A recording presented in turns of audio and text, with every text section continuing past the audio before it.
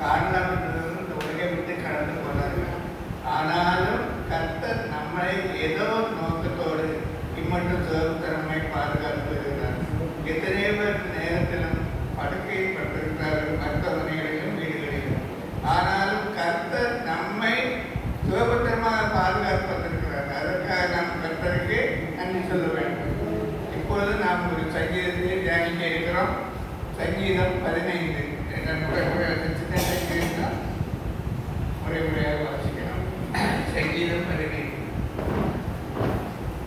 கர்த்தாவே, யார் உம்முடைய கூடாரத்தில் தங்குவார்? யார் உம்முடைய பரிசுத்த பர்வதத்தில் வாசம் பண்ணுவார்? உத்தமனாய் நடந்து நீதியை நடப்பித்து மனமார் பேசுகிறவன் தானே.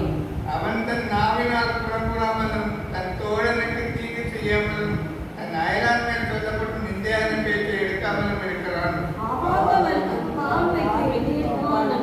கர்த்தருக்கு பயந்தவர்களோ கனம் பண்ணுகிறார். ஆணையிட்டதில் தனக்கு நஷ்டம் வந்தாலும் சேர்ந்து வச்சுக்கலாம். தன் பணத்தை வட்டிக்கு கூடாமலும் குற்றமில்லாதவனுக்கு விரோதமாய் பரிதானமாகாமலும் இருக்கிறான். இப்படி செய்கிறவன் என்னென்றைக்கும் அசைக்கப்படுவதில்லை.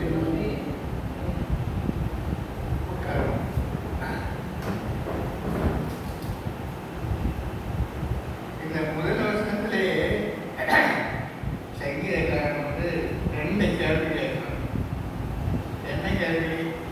யார் உனக்கு கர்த்தாவே, யார் உன்னுடைய கூடாரத்தில் தங்குவான்?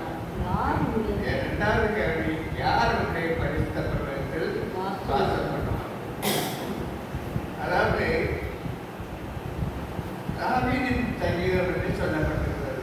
தாவீதுக்கு எவ்வளவு பிரச்சனைகள், போராட்டங்கள் நமக்கு தெரியும்.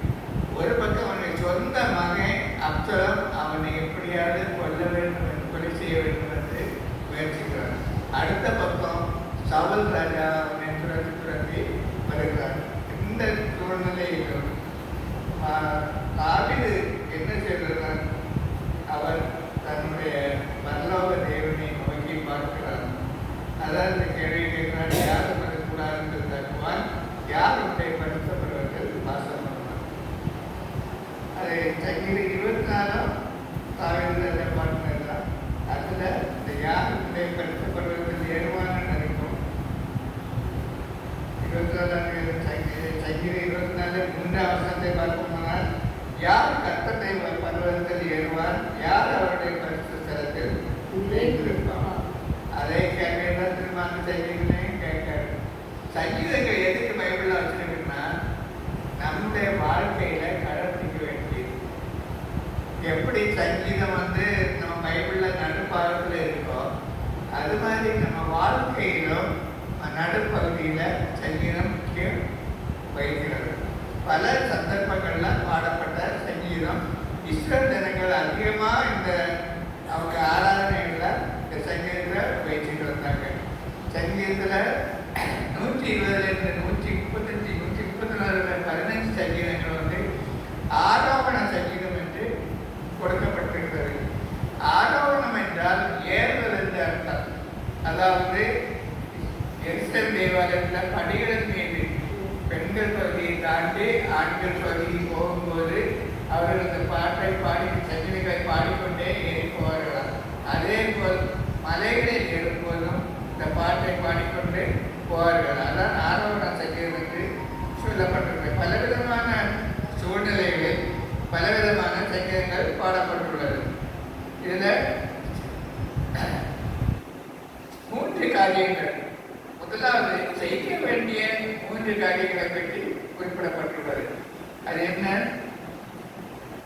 செய்ய வேண்டிய 3 காரியங்கள். 1, உத்தமமாய் நடத்தல். மத்தேயு 5ஆம் அதிகாரம் 8ஆம் வசனம். மத்தேயு 5:8. இருதயத்தில் சுத்தமுள்ளவர்கள் பாக்கியவான்கள், அவர்கள் தேவனை தரிசிப்பார்கள். இருதயத்தில் சுத்தமுள்ளவர்கள் பாக்கியவான்கள், அவர்கள் தேவனை தரிசிப்பார்கள். அதாவது 3 காரியங்கள் குறிப்பதில் முதல்ல உத்தமனாய் நடக்க வேண்டும். இன்னைக்கு உத்தமத்தை பார்ப்பது மிகவும் அரிதான காரியம். அரசாங்கத்திலும் சரி எந்த இதில் பார்த்தோன்னா உத்தமன்ற வார்த்தையே நம்ம வாழ்க்கையில் நம்ம அரசியல் வாழ்க்கையிலும் சரி சொந்த வாழ்க்கையிலும் உத்தமம் என்பது கிடையாது. அதனால இரண்டாவதாக நீதியை நடப்பித்தல். முதலாவது உத்தமமாய் நடக்க வேண்டும், இரண்டாவது நீதியை நடப்பிக்க வேண்டும். நீதி என்று சொல்லும் போது தேவனுடைய நீதி, தேவனுடைய நீதி என்று சொல்லும் போது தேவனுடைய சித்தத்தை செய்தல். தேவன் என்ன கர்த்தர் என்ன சொல்லியிருக்கிறாரோ, எதை செய்ய வேண்டும் என்று சொல்லியிருக்கிறாரோ அதை செய்வதுதான் தேவன் கர்த்தருடைய நீதி. நம்ம இஷ்டம் போல் நடப்பது கர்த்தருடைய நீதி அல்ல. அப்போ நீதி நடக்கல நடத்த எப்படி நடத்துகிறேன்னா இயேசு கிறிஸ்து என்ன சொன்னாரு? முதலாவது தேவனுடைய ராஜ்யத்தையும் அவருடைய நீதியை தேடுங்கள், அப்போது இவைகளெல்லாம் உங்களுக்கு கூட கொடுக்கப்படும். எவைகள்? உலக பிரகாரமான ஆசீர்வாதங்கள்லாம் அப்பதான் முதல்ல கட்டுரை தேடத்துல முதல்ல ஆவிக்குரிய ஆசீர்வாதங்கள் தருகிறார்.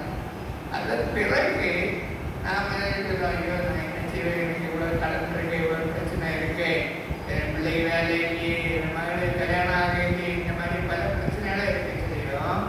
நம்ம முதல்ல என்னது கர்த்தருக்கு முதலிடம் கொடுத்து கர்த்தரை தேடுவோமானால் நமக்கு எல்லாம் அடுத்ததாக எல்லாம் காரியங்கள். முதலாவது தேவனுடைய ராஜ்யத்தை நீடும்போது மீதி எல்லாம் கொடுக்கப்படும். மீகா 6ஆம் அதிகாரம் 8ஆம் வசனத்துல ஒரு கேள்வி கேட்கிறாங்க. மீகா தீர்க்கதரிசி மீகா 6:8 மனத்தாழ்மை நடப்பதை விட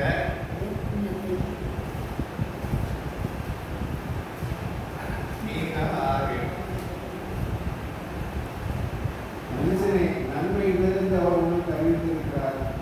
நியாயம் செய்து இரக்கத்தை சிநேகித்து உன் தேவனுக்கு முன்பாக மனத்தாழ்மையாய் நடப்பதை அல்லாமல் வேறு எண்ணத்தை கர்த்தர் முன்னத்தில் கேட்கிறார். அதாவது மீகா தீர்க்கதரிசி ஒரே ஒரு கருத்து தான் கேட்கிறது.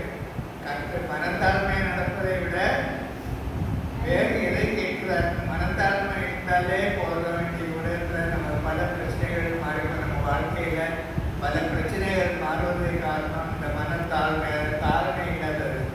நீதிபதிகள் சொல்லப்படுது, நீதி தாழ்மையுடனே தேவன் உயர்த்துகிறார், பெருமையுள்ளவர்கள் எதிர்த்து நிற்கிறார். அதனால நம்ம தாழ்மையை கடைபிடிக்க வேண்டியது முக்கியமான காரியம். மூன்றாவது காரியம் செய்ய வேண்டியதில்லை. முதலாவது உத்தமனாய் நடத்த வேண்டும், இரண்டாவது நீதியை நடப்பிக்க வேண்டும், மூன்றாவது மனதார சத்தியம் பேசுவது. சத்தியம் சத்தியம் என்றால் என்ன? இயேசு கிறிஸ்துவர் சிதறில் அறைக்கு முன்பாக லாத்துவிட்ட சாதனைக்கு வந்தபோது லாத்து இயேசு கிட்ட கேட்கிறான். என்ன கேட்டான்? சத்தியமாவது என்ன? அப்போ இயேசு கிறிஸ்து சொன்னபோது நானே வழியும் சத்தியமும் இருக்கிறேன். இன்னைக்கு தமிழக அரசு அந்த சின்னத்தில் எழுதியிருக்கிறதுனா வாய்மையே வெல்லும். ஒன்று வேணா நம்ம ஸ்டார்டிங்ஸே காலேஜ் எப்படத்தில் என்ன எழுதியிருக்கு? அதாவது வாய்மை உன்னை விடுவிக்கும்னு தமிழ்லே எழுதிச்சிருக்கோம். பக்கத்தில் டெய்லி பார்க்குற காரியங்கள் தான். அப்போ சத்தியம் நம்மை விடுதலை ஆக்கும். ஏன்னா ஒரு பழமொழி உண்டு, உண்மை பேச நாம் ஒன்றுக்கு பயப்பட தேவையில்லை. உண்மை பேசாமல் ஒரு பொய் சொன்னோம்னா அதை நிரூபிக்க எத்தனை பொய் சொல்லணும்? 9 பொய் சொல்லணும். ஆனால் பொய் சொல்லாமல் உண்மை சொன்னால் நம்ம எல்லாம் ஒன்றும் மறக்க தேவையில்லை. ஏன்னா பொய் சொன்னோம்னா அங்கே ஜட்ஜி கேட்க கேள்விகளுக்கு நாம் பயந்து திரும்ப ஒரு 9 பொய் சொல்ல வேண்டிய வரும். அது இல்லையா? அப்போ பதம் செய்ய வேண்டிய 3 காரியங்கள்: உத்தமனாய் நடக்கணும், நீதியை நடப்பிக்கணும், மனத்தாழ்மையாய் நடக்க வேண்டும். அடுத்ததாக செய்யக்கூடாத 3 காரியங்கள் சங்கீதத்தில் சொல்லப்பட்டிருக்கிறதுதான். 3ஆம் வசனம், நாவினால் புறங்கூறக்கூடாது. புறங்கூறுன்னு சொல்லியது ஒருத்தருக்கு ஒரு சொல்லியது, இன்னொரு காரியம் சொல்லியது. நாவினால் புறங்கூறக்கூடாது.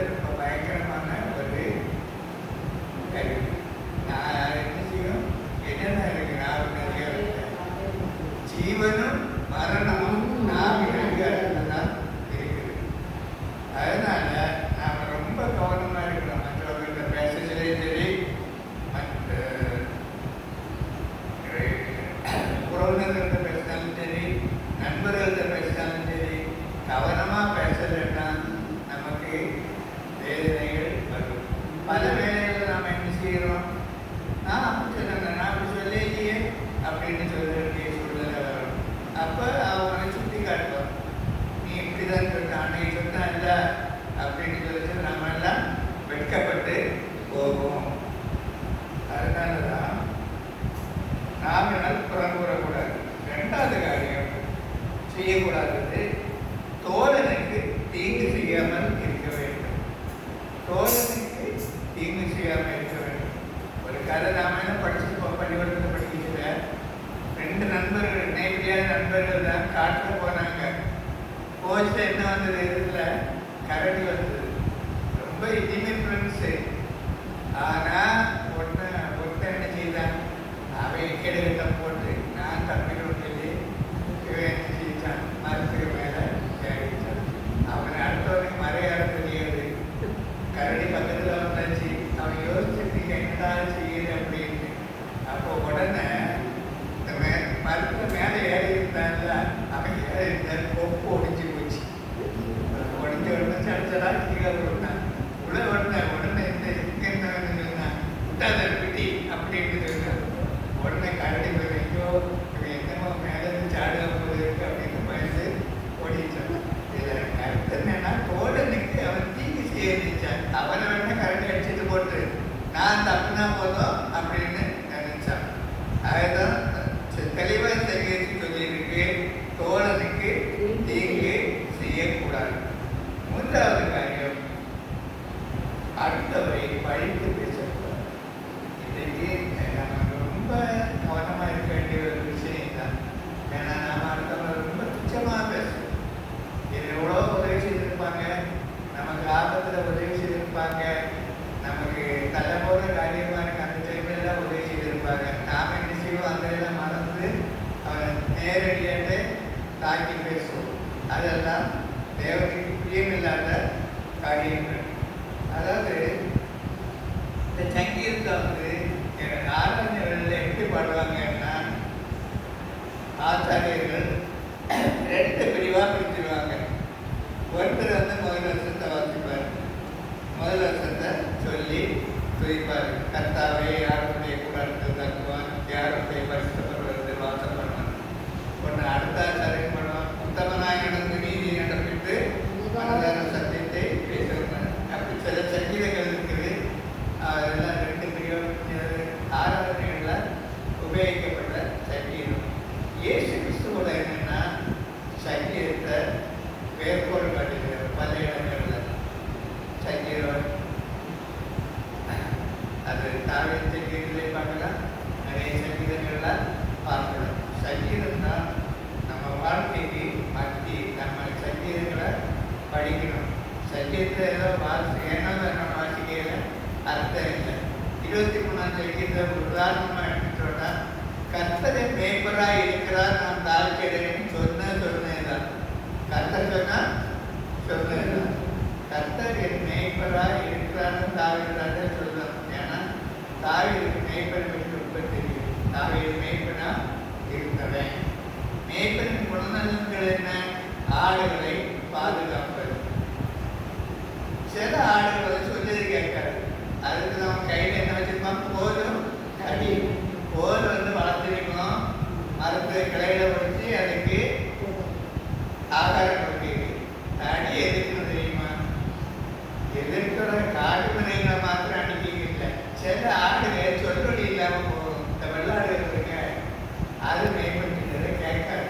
அதுக்கு இஷ்டம் போகுது போகும். பக்கத்தில் ஒரு புல் இருந்தால் அதை பார்த்து டக்கு காலம் மேம்பன் பார்ப்பான்.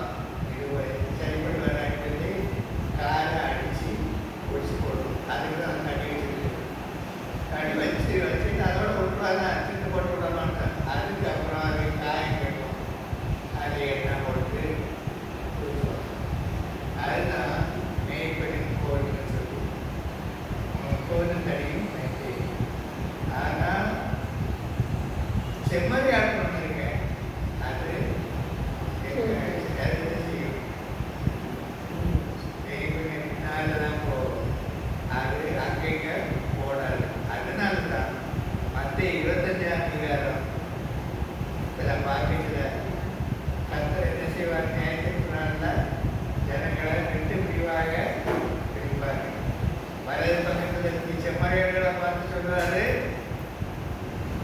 கர்த்தரால் ஆசீர்வதிக்கப்பட்டவரே கட்டவர்களே என்னுடைய இறைவன் பிரவேசிக்கிறார் சொல்றார். மற்ற இடது பக்கத்தில் வெள்ளாடுகளை பார்த்து என்ன செய்வார், ஸ்டால்ஸுக்காகவும் அவன் தூதர்களுக்காகவும் ஆயத்தப்பட்ட இடத்துல